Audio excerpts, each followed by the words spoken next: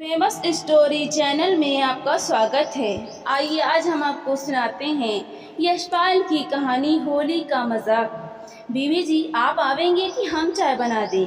किलसिया ने ऊपर की मंजिल की रसोई से पुकारा। नहीं तो पानी तैयार कर तीनों सेट मेज पर लगा दे, मैं आ रही हूँ। बाज आए तेरी बनाई चाय से। सुबह 3-3 बार पानी डाला तो भी इनकी काली और जहर की तरह कड़वी। तुम्हारे हाथ डिब्बा लग जाए तो पत्ती 3 दिन नहीं चलती। 7 रुपए में डिब्बा आ रहा है। मेरी चाय को भी आग लग गई है। मालकिन ने किलसिया को उत्तर दिया। आलस से भी टूटा नहीं था, जरा और लेट लेने के लिए बोलती गई। बेटा मंटू तू जरा चली जा ऊपर, तीनों पॉट बनवा दे। बेटा जरा देखकर पत्ती डालना, मैं अभी आ रही हूँ। अम्मा जी जरा तुम आ जाओ, हमारे समझ में नहीं आता, बर्तन सब लगा दिए हैं। 17 वर्ष के मंटू ने ऊपर से उत्तर दिया। ठीक ही कह रही है लड़की। मालकिन ने सोचा, घर मेहमानों से भरा था जैसे शादी ब्याह के समय का जमाव हो। चीफ इंजीनियर खोसला साहब के रिटायर होने में 4 महीने ही शेष थे। 3 वर्ष की एक्सटेंशन भी समाप्त हो रही थी। पिछले वर्ष बड़े लड़के और लड़की के ब्याह कर दिए थे। रिटायर होकर तो पेंशन पर ही निर्वाह करना था। जो काम अब 1000 में हो जाता, रिटायर होने पर उस पर 3000 लगते। रिटायर होकर इतनी बड़ी 13 कमरे की हवेली भी नहीं रख सकते थे। पहली होली पर लड़की जमाई के साथ आई थी। बड़ा लड़का आनंद 7 दिन की छुट्टी लेकर आया था, इसलिए बहू को भी बुला लिया था। आनंद की छोटी साली भी बहन के साथ लखनऊ की सैर के लिए आ गई थी। इंजीनियर साहब के छोटे भाई गोंडा जिले में किसी शुगर मिल में इंजीनियर थे। मई में उनकी लड़की का ब्याह था। वे पत्नी, साली और लड़की के साथ दहेज खरीदने के लिए लखनऊ आए हुए थे। खूब जमाव था। मालकिन ऊपर पहुंची, प्लेटों में अंदाज से नमकीन और मिठाई रखी। जमाई ज्ञान बाबू के लिए बिस्कुट और संतरे रखे। साहब इस समय कुछ नहीं खाते थे, उनके लिए थोड़ी किशमिश रखी। किलसिया और सित्तों के हाथ नीचे भेजने के लिए ट्रे में चाय लगाने लगी। अम्मा जी यह क्या? मंटू माँ के बाएं हाथ की ओर संकेत का झल्ला उठी। फिर वही डंडे जैसी खाली कलाइयाँ। कड़ा फिर उतार दिया। तुम्हें तो सोना घिस जाने की चिंता खाए जाती है। नहीं मंटू, माँ ने समझाना चाहा। तुम जरा ख्याल नहीं करती, मंटू बोलती गई। इतने लोग घर में आए हुए हैं, त्योहार का दिन है, यही तो समय होता है कि कुछ पहनने का, और तुम उतार कर रख देती हो। मंटू झुंझला ही रही थी कि उसकी चाची, मालकिन की देवरानी लीला नाश्ते में सहायता देने के लिए ऊपर आ गई। उसने भी मंटू का साथ दिया। हाँ भाभी जी, त्योहार का दिन है, घर में बहू आई है, जमाई आया है, ऐसे समय भी कुछ नहीं पहना। कलाई नंगी रहे तो असगुन लगता है। सुबह तो चूड़ियाँ भी थी, कड़ा भी था। मालकिन ने नाश्ता बांटने से हाथ रोककर मंटू से कहा, जा नन्ही, दौड़ कर जा, बीच वाले गुसलखाने में देख। सिर धोने लगी थी तो बालों में उलझ रहा था, वहीं उतार कर रख दिया था। जहाँ मंजन मंजन पड़ा रहता है वहीं रखा था, लाकर पहना दे। मंटू जी ने धड़धड़ाती हुई नीचे गई। गुसलखाने में देखकर उसने वहीं से पुकारा, अम्मा जी यहाँ कुछ नहीं है।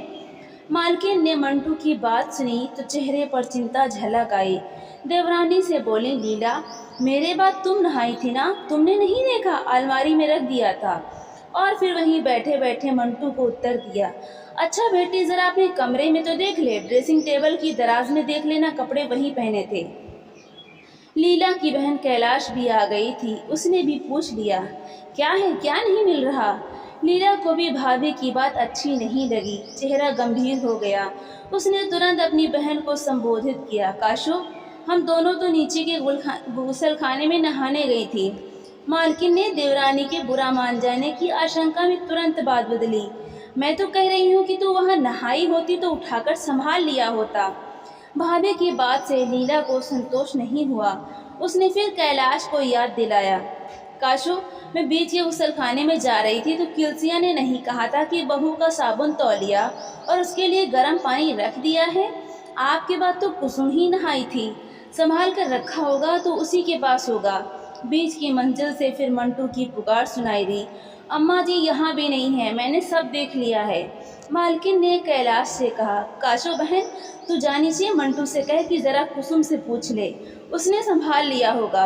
मुझे तो यही याद है कि गुसलखाने की अलमारी में रखा था। कैलाश नीचे जा रही थी तो लीला ने मालकिन को समझाया। भाभी जी आपके बाद। किलसिया कमरे में आ गई थी, बोली गोल कमरे में चाय दे दी है। बड़े साहब, जमाई बाबू और बड़े भैया तीनों वहीं पी रहे हैं। पकौड़ी लौटा दी है, कोई नहीं खाएगा। बहू जी, उनकी बहन और बड़ी बिटिया भी चाय नीचे मंगा रही हैं। सित्तू क्या कर रही है? मालकिन ने किलसिया से पूछा। नीचे के गुसलखाने में कपड़े धो रही है। किलसिया बहू उनकी बहन और बड़ी बिटिया के लिए चाय लेकर चली तो बोली, आपकी बात कुसुम से पहले किलसिया भी तो गुसलखाने में गई थी। उसी ने तो आपके कपड़े उठाकर कुसुम के लिए साबुन तौलिया रखा था। लीला ने स्वर दबा कर कहा। भाभी जी, मैंने आपसे कहा नहीं, पर किलसिया की आदत अच्छी नहीं है। पहले भी देखा, इस बार भी 2 बार पैसे उठ चुके हैं। परसों मैंने मेज की दराज में 1 रुपया 13 आना रख दिए थे, 4 आने चले गए। इनके कोट की जेब में रुपए के 27 नोट थे, 1 रुपया उड़ गया। कमरे किलसिया ही साफ करती है। मैंने सोचा इतनी सी बात के लिए मैं क्या कहूँ। मालकिन ने समझाया। तू भी क्या कहती है लीला? 8 आने रुपए की बात मैं मानती हूँ, मरी उठा लेती होगी, पर 5 तोले का कड़ा उठा ले, ऐसी हिम्मत कहाँ? मरी बेचने जाएगी तो पकड़ी नहीं जाएगी। मंटू और कैलाश ने आकर बताया। कुसुम भाभी कहती हैं कि उन्होंने तो कड़ा देखा नहीं। सित्तू ने कपड़े धोकर सामने की छत पर लगे तारों पर फैला दिए। उसने वहीं से मालकिन को पुकारा। बीबी जी, सब काम हो गया, अब हम जाएं? किलसिया फिर ऊपर आ गई थी। वह भी बोली, हमें भी छुट्टी दीजिए, त्योहार का दिन है, ज़रा घर की भी सुध लें। जाना बाद में। मालकिन बोली, देखो हमने सिर धोया था तो कड़ा उतार के गुसलखाने की अलमारी में रख दिया था, पहले ढूंढ कर लाओ तब कोई घर जाएगा। किलसिया ने तुरंत विरोध किया। हम क्या जाने, हमें तो जिसने जो कपड़ा दिया गुसलखाने में रख दिया। रंग से खराब कपड़े उठाकर धोबी वाली पिटारी में डाल दिए। हमने छुआ हो तो हमारे हाथ टूटे। सित्तू ने दुहाई दी। हाय बीबी जी, हम तो बीच के गुसलखाने में गए ही नहीं।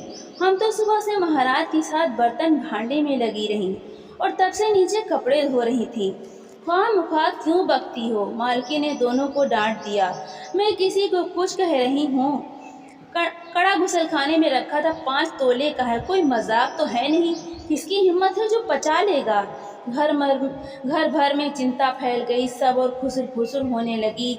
बात मर्दों में भी पहुंच गई। जमाई ज्ञान बाबू ने पुकारा। क्यों मंटो बहन जी, क्या बात है? माँ जी, मंटो ने छिपा लिया है, कहती है 5 चॉकलेट दोगी तो ढूंढ देंगी।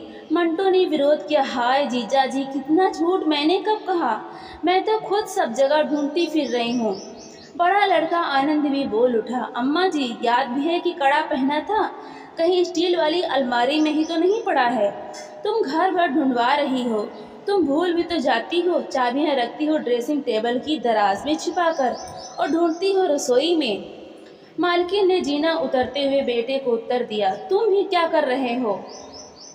तुम भी क्या कह रहे हो? कल शाम लीला के साथ दाल धो रही तो बाएं हाथ से घड़ी खोल कर रख दी थी।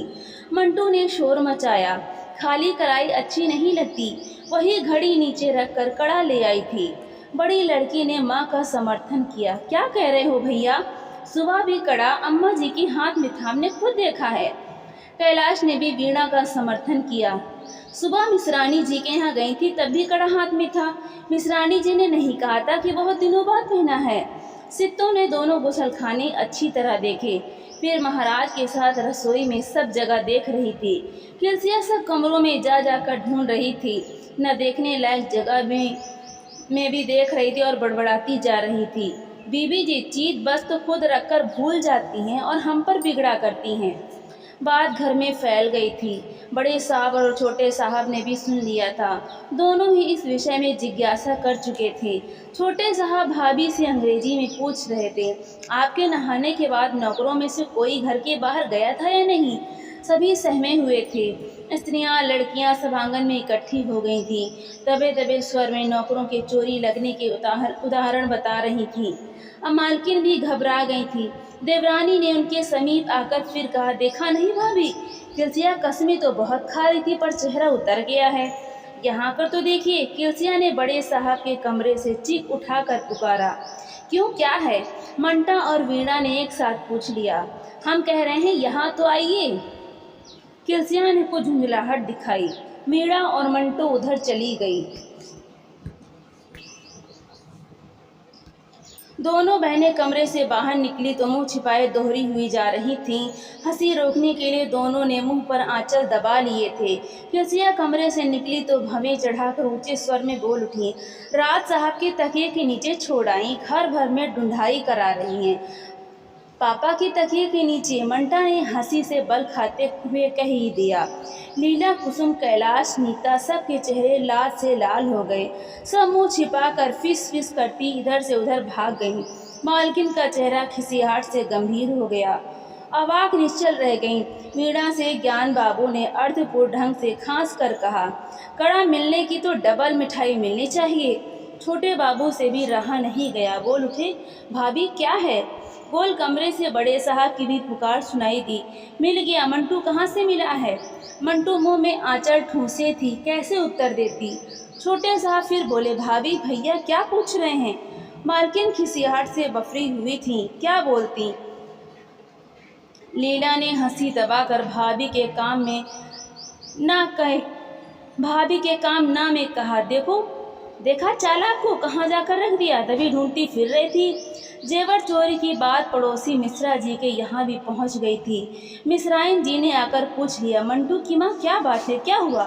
कुछ नहीं। मालकिन को बोलना पड़ा, ख्वामख्वाह शोर मचा दिया। कुसुम से रहा नहीं गया, अपने कमरे से झांक कर बोली, ताई जी, किलसिया ने अम्मा जी के साथ होली का मजाक किया है। तो दोस्तों, आपको ये कहानी कैसी लगी? लाइक करें, शेयर करें और कमेंट करके हमें ज़रूर बताएं। और ऐसी ही कहानियाँ सुनने के लिए हमारे चैनल को सब्सक्राइब करना बिल्कुल भी ना भूलें। तो मिलते हैं अगली नई कहानी के साथ। बहुत बहुत